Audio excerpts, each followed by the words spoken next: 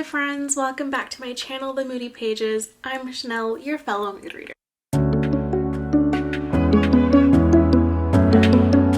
This vlog, I decided I'm gonna show you, I got an ARC, okay? I got an ARC and I'm so excited about it, and I wanted to film the process of reading it and just having fun with it.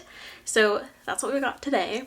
I also am listening to an audiobook, and it's Violet Made of Thorns. So stay tuned for that. I'm debating on if I want to pick up a paperback and read something and just have fun with that. But we'll see. I might just leave it at this and then start another reading vlog. Who knows? But look at, oh, Kingsley's out under the bed. Let's go ahead and get into this vlog.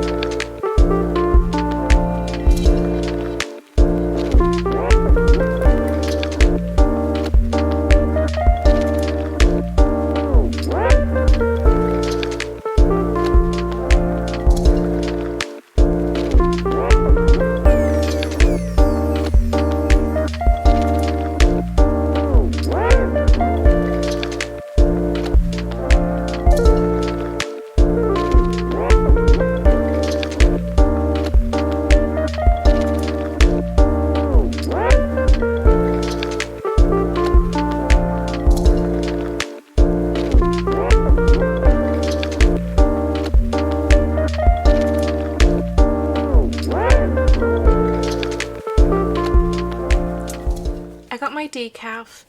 This is half and half. Decaf, not regular.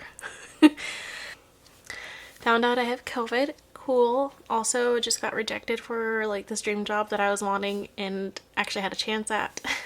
I guess not really a chance if I got rejected, right? Okay, but we're staying positive because you know what's really cool is that I received an ARC. And I received an ARC for this book called Ruse of Airs, and it's by this author named Haley Walden. It's interesting so far. I think so. I'm about 25% of the way through it, and it is a lot of political world building and in a fantasy setting. So, and that just goes over my head. I can barely understand real life politics, but you're asking me to now understand a fantasy world and their politics.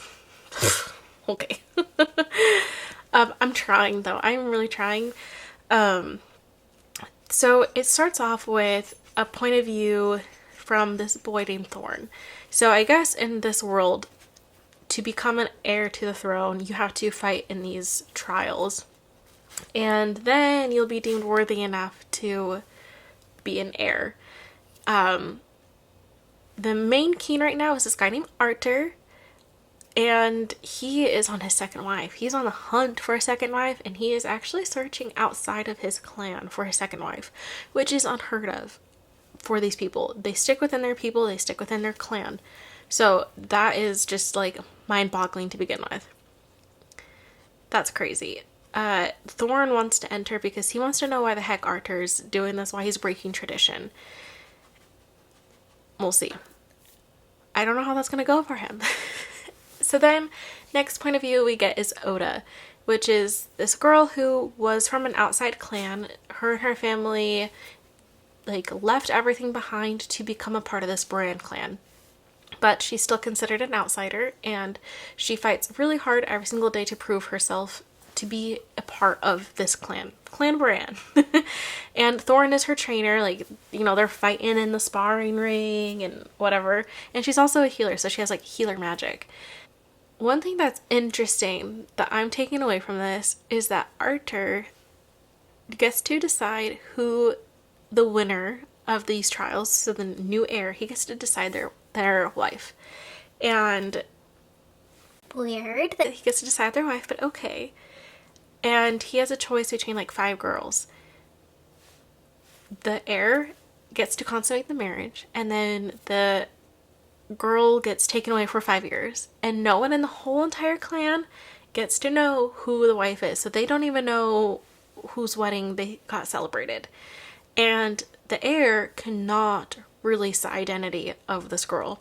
So on top of that girl being taken away for 5 years, so are the other remaining girls. So 5 girls taken away from their families, and they cannot talk to anyone. They cannot do anything for 5 years. So they're living in secrecy. And so is the king, the new king, which is just really weird. Like, okay, so I'm starting to think that something's gonna happen. I'm starting to think that maybe my brain is like not computing today, but it is computing all at the same time. This is why I did the regular coffee as well. Half decaf for the anxiety, half regular to get my brain functioning. Okay, so all I know is that there's a lot of world building going on with that political situation, and it's good. There's some funky names going on. There's some definitely language, maybe mythology that I'm not aware of that's in here. I like it so far. It's different, and again, I've reread so many pages because I'm like, huh? But I am kind of liking it, but I'm here for it, and I'm excited to see where this goes. So let's keep reading.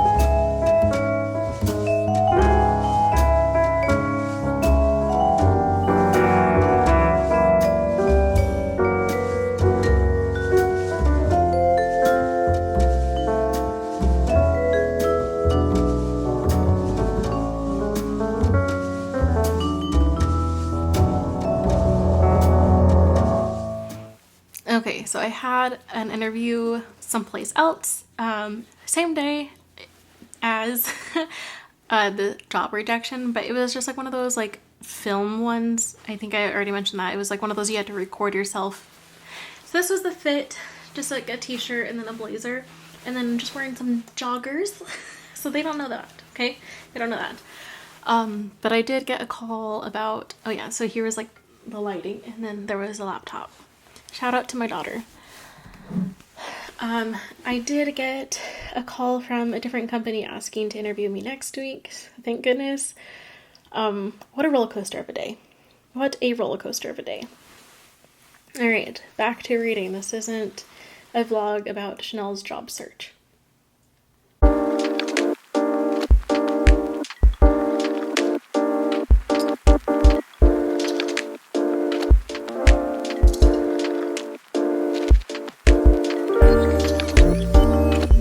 Hello. Okay, so I am a little over halfway done with Ruse of Heirs. It's very interesting. I think it kind of reminds me of maybe a little bit of the TV show Merlin, only in the sense of like how the way they talk, because I have to relate it to something, right? Like, I have to relate it to something. So my mind computes. And I just think of the way that they talk in like the medieval times, And that's kind of what it reminds me of. So if you've seen that TV show, that's kind of what I think of when I think of the way they talk. It's very kind of proper-ish for them. Yeah, I'm actually kind of enjoying it. Like, I wouldn't be, as much as it's been a little bit hard for me to understand, I'm still having a good time. Like, the ride is fun. I'm having a fun time. It's just a little different of a ride than I was thinking. Another book that I'm currently listening to, Violet Made of Thorns. I had the physical copy of this, and I had it for like a year. I got it from Alcrate. It was signed, and then I sold it on Pango. So it's not here anymore. Of course, I listed it on Pango, and then I'm trying to listen on audio some of the special editions that I have. And that library book finally came available after I sold it, so I had it on hold at some point and whatever. So anyways, I'm 48% of the way through it, and it actually is pretty good. I'm not sure if I would have kept it either way. It's just not screaming a book that I love. So far, what I'm kind of gathering from the halfway point is it's a sorceress who is kind of not really the best sorceress. She's finally starting to see dreams now, but she is making false prophecies for the kingdom. And she's like, oh yeah, the prince is gonna wed when he comes back. Like, he's gonna have met his wife by the time he comes back. And then turns out this dude was supposed to die like a long time ago, and then she changed the course of his fate, and he's still supposed to die.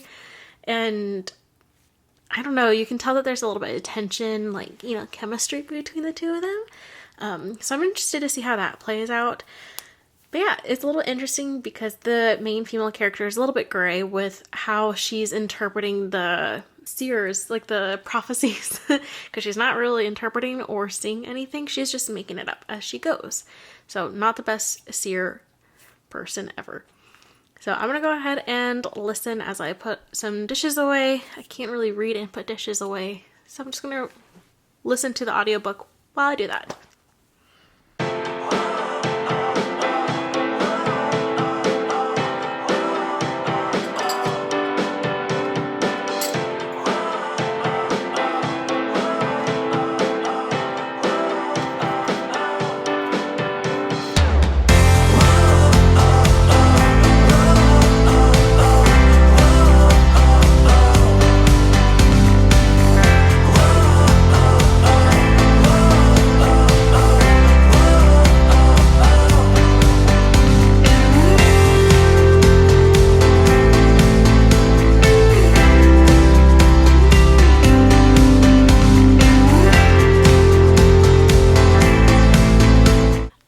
I finished Ruse of Heirs.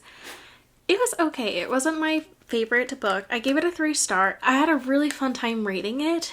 I did not expect the bride of the heir to be who was. So that was cool. Not what I was thinking. Overall, it was a fun time. I think it was really interesting to read an author that I haven't read before.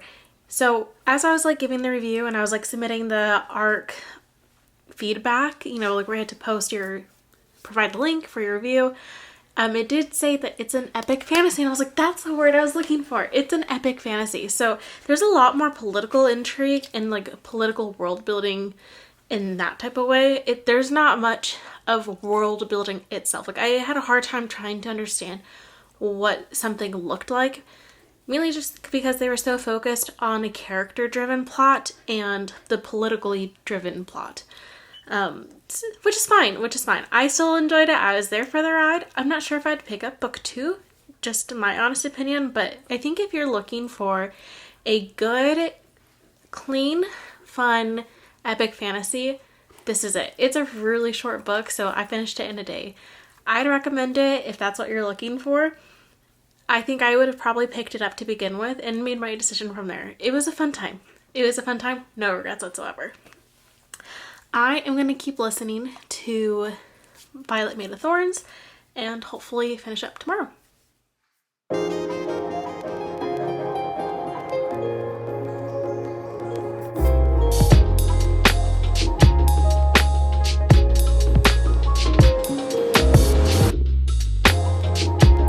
Okay, I just finished A Violet Made of Thorns, Violet Made of Thorns, and it actually was a lot better than I was expecting. The ending was very good.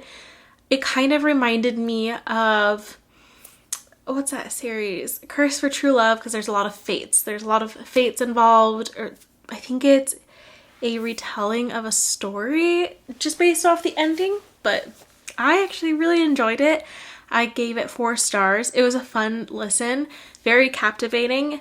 I wouldn't say I was like, I have to keep listening, like I'm stopping everything that I'm doing so I can like clean so I can listen. But it was still really good. I really enjoyed it. I'd recommend it.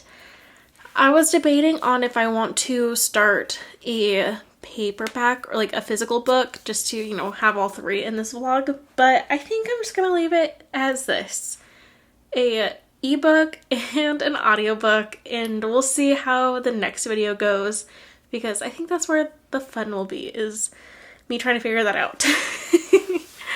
All right, thanks for watching, everyone. I hope you enjoyed this video. I'm having fun doing the vlogs. So we'll see if I keep making more. I probably will because I like them, so. Alright, we'll talk to you guys later. Bye.